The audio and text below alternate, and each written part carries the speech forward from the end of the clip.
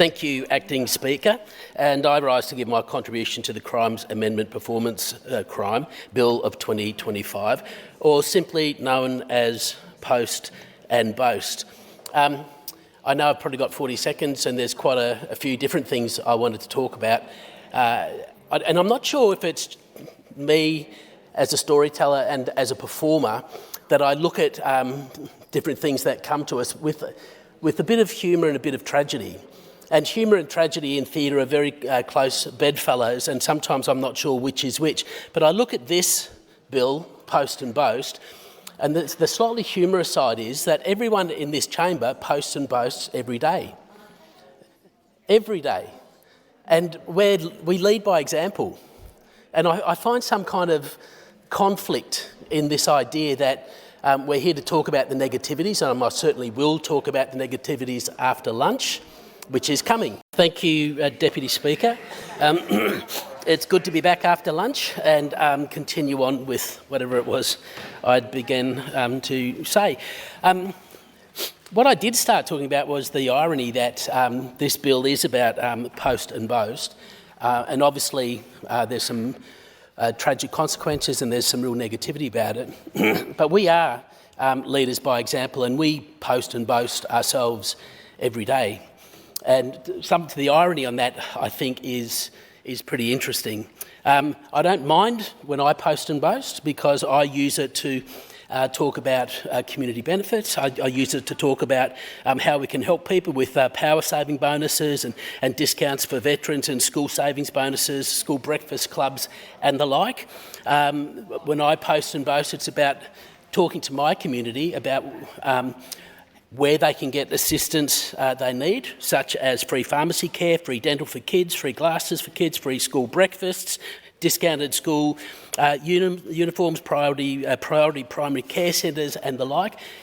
And these are really important things, and using social media in all its forms in this way is absolutely fantastic, because people won't necessarily know what they do. Unfortunately, they don't turn into Hansard, which I don't really blame them, but if they can come on to my socials, and indeed our socials, and listen to us post and boast about free secondary school degrees, free nursing midwifery degrees, free urgent care clinics, free rego for Victorian apprentices, free PTV for under 18s, and helping more people get into the first home, capped council rates and more security for rentals. There's lots of great news out there, and I think, I think that's a really good thing for us to remember.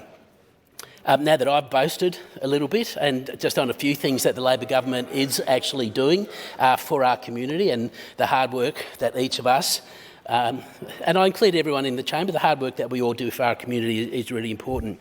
But the negative side of social media, and I would certainly love to get off social media if I could.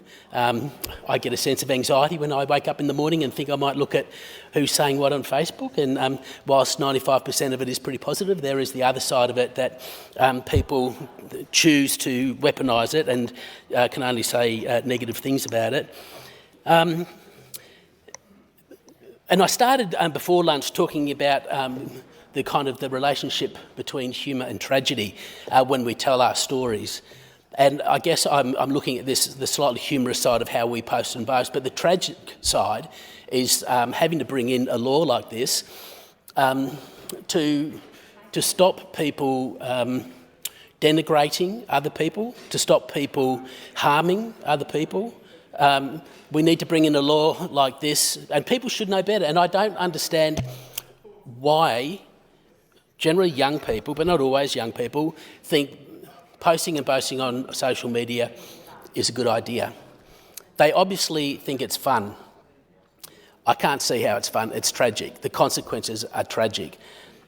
And I think about a lot of people that I've met that have, were career criminals in their younger days, and they sort of came to the realisation that they wanted to be part of a group, they wanted to run with the team, they wanted support, they wanted likes, they wanted to belong to some sort of a family, and unfortunately that family had criminal history and implications. But as they got older, they realised that it wasn't fun, that just doing things to get likes was pretty pointless. I wonder too if they actually realised how stupid they were. And I've got to say, people posting and boasting, it's gloriously stupid. Gloriously stupid. Because at the end of the day, they're just giving the police all the evidence they need so they don't have to do all that work, and they can just take them into the courts. They can, they'll get charged, they'll go to the court system and hopefully be dealt with fine. So do we actually need, post and boast laws? Well, yes, I think it's a great idea, because I love the idea of someone who's so stupid to post and boast their criminal activity, to get caught, get charged, go to jail for it, and then get another 2 years on top because they were so stupid to post what they were doing. The irony in that, Shakespeare would be rolling over in his grave and wanting to write a whole play about that, because I don't know how it works. But the other side of it is that will post and boast stop crimes being committed? No. Sadly, no. And that's another thing, we can talk about prevention, and that's one of the things I think that this Labor government is doing really well. The idea of this reform is just one part of a broader effort to keep Victorians safe, but it's also about trying to prevent these things. How can we do that? Well, new bail laws to deal with repeat offenders, we can do that. But also, if I find my other piece of paper, we can help people get away from wanting to join these sorts of organisations. We can do this, and we do it, hopefully through free TAFE, free public transport, so that people can get around, so they're not stuck in bad areas, affordable health care, so that if people need that help, they can get it rather than act up and play up, assistance in school camps, sports and excursions, help with rising household bills and groceries. All these things are there to be able to help people and prevent them, one would hope, from going down the path of getting into criminal activity. And I think that is a really important thing. I want to talk about too, a lot of talk from the opposition have mentioned the young kid that pushed the old man off the pier in Mornington. And I just went online at lunchtime, and that footage is still up on the news. It's horrific, it's terrible. I don't know how anyone can be so callous and cruel and just basically not care about someone else's health, well-being, whether it be their physical well-being or their mental health and well-being. But I also want to point out that there's been a lot of uproar from the other side about that, but that kid was 14. He was charged, he went to court, he was dealt with. Do we want someone like that doing a stupid act, going to jail for 2 years? No, because we're talking about trying to keep people out of that system, which is going to make them hardened. And they're going to come out of that system, they're going to have more friends who want to post and boast and talk about all this stuff. They're going to come out and go, well, I'm going to become more famous now and do more of that stuff. We don't want those kids in prison. So that this post and boast doesn't cover that situation, and I think that's fair enough. They get caught and they get treated and they dealt with appropriately. One thing I just want to talk about quickly as we run out of time.